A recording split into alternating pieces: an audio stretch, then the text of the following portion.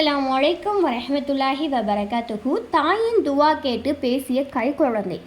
என்ன நடந்தது தெரியுமா? முற்காலத்தில் பெண்ணு ஒருத்தி தன் குழந்தைக்கு பால் ஊற்றி கொண்டிருந்தாங்க. அந்த பக்கமாக கடந்த ஒருவனை பார்த்து, இறைவா, இவனை போல் என் குழந்தை ஆகுற வரைக்கும் எனக்கு மரணத்தை தந்துடாத அப்படின்னு பிரார்த்திக்கிறான். அடுத்த செகண்டே, இறைவா, இவனை போல் என்னை ஆக்கி விடாதே அப்படின்னு குழந்தை பேசுது. மறுபடியும் பால் குடிக்க போயிடுச்சு.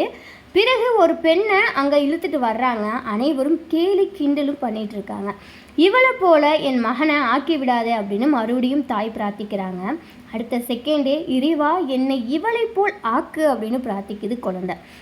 வாகனத்தில் சென்றவன் இறை மறுப்பாளர்.